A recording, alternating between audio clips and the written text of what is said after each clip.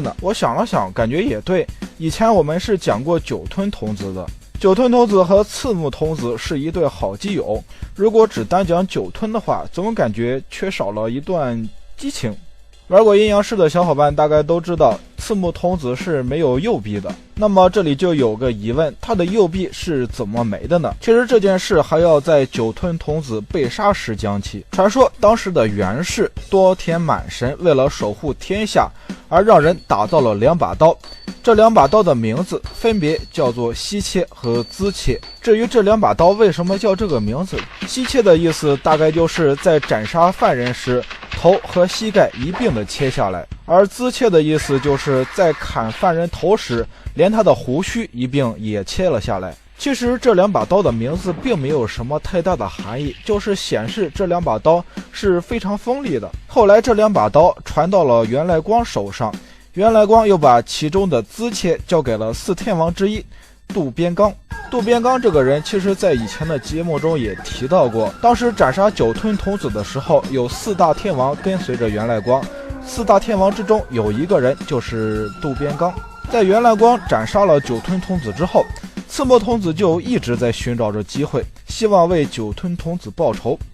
刺木童子就先向原来4大天王之一的渡边刚发动了袭击。有一天夜里，渡边刚在回家的途中，经过绝川的一条归桥时，遇到了一个美女。这个美女就是酒吞童子的部下刺木童子的化身。美女柔弱的身姿迷惑住了渡边刚，渡边刚当即以夜路危险，希望陪同的正当理由，与这位美女一同回家。而美女也害羞的用右臂轻轻的挽住渡边刚。在月色下，渡边刚看着这位美丽的女子，闻着她身上散发出来的诱人芳香，感觉整个人都有些飘飘然了。故事到了这里，其实就有点向言情剧的方向发展了，只不过接下来的情节更像是聊斋志异。他感觉整个人都放松了下来，就在他放下戒心的那一刹那，少女的右臂忽然将他缠住，其力道之大，竟然让他无法挣脱。原来刺木童子现出真身，抓着渡边刚的手就要往天空飞去。慌忙之中，渡边刚拿出资切，将刺木童子的右臂斩断。被斩断右臂的刺木童子捂着伤口逃走了，只留下渡边刚拿着那只活蹦乱跳的鬼手在那儿发愣。估计这时候渡边刚这货在想，我操嘞，刚相中个媳妇儿，咋变成鬼飞走了呢？不知所措的渡边刚拿着这只鬼手来到了安倍晴明那里。安倍晴明看着拿着鬼手的渡边刚，笑着说道，哎呦，不错呀，小伙子，几天不见就自己个儿拿着这只鬼手来我这儿，你拿着这鬼手是要给我下酒喝吗？渡边刚急忙将刚才发生的事情讲给了安倍晴明。恰巧这时候源赖光也在场，源赖光打断安倍晴明的戏谑，让他给渡边刚出个主意。安倍晴明占卜之后说道，没大事，回去斋戒7天，这7天里不要见外人，这灾祸就算是躲过去了。渡边刚回到家中之后，就立刻开始斋戒。斋戒到第6天的晚上，渡边刚的养母突然来访，没办法，渡边刚只好招呼他到家中款待一番。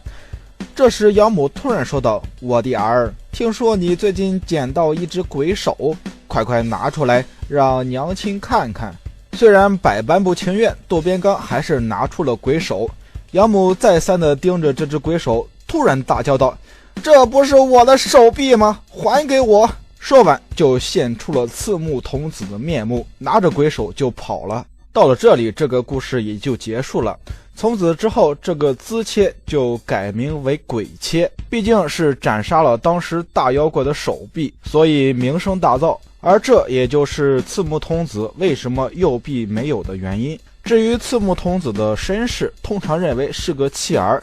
按照传说记载，其双亲乃是涅金刺木人。由于母亲怀胎超过16个月，故刺木童子一生下来便被称为鬼子，并遭到所有人的厌恶。后来被理发店的老板收养，然后经过数年便长成大人的体格。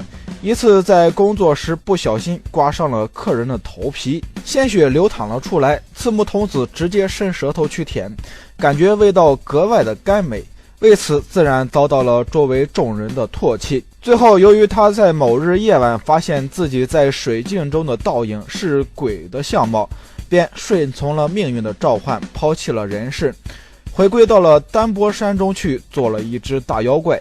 而与资切一同被锻造出来的西切，在后来源赖光用它斩杀了一只像牛一样大的土蜘蛛这种妖怪，而被改名为蜘蛛切。再就是鬼丸国纲这把刀，这是一把由三真国铸剑师花了3年洁身斋戒之后打造的名刀。相传镰仓幕府的第一位掌权者北条时政在平定天下之后，每晚被小鬼所侵扰，因为完全被妨碍了安眠，他请了修行者和阴阳师们帮他祈福，却一点效果都没有，反而时政自己却病倒了，所以苦不堪言。在一天夜晚，时政在梦中梦见太刀变成了一个老人，告诉他吾身已脏污，已无法救汝，请让清净者把吾清洗吧。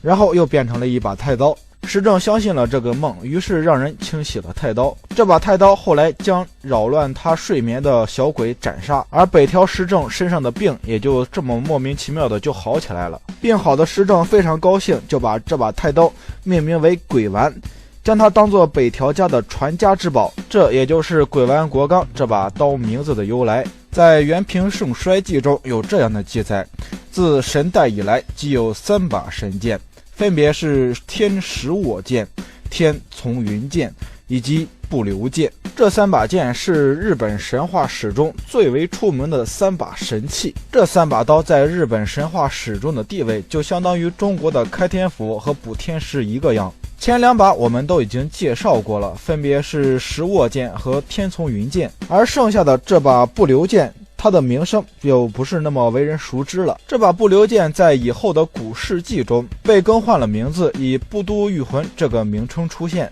那么这把神刀到底干了什么呢？在说日本古代神话的时候，我们已经说到了天照大神派他的子孙穷穷楚尊下降到人间去治理当时的日本国。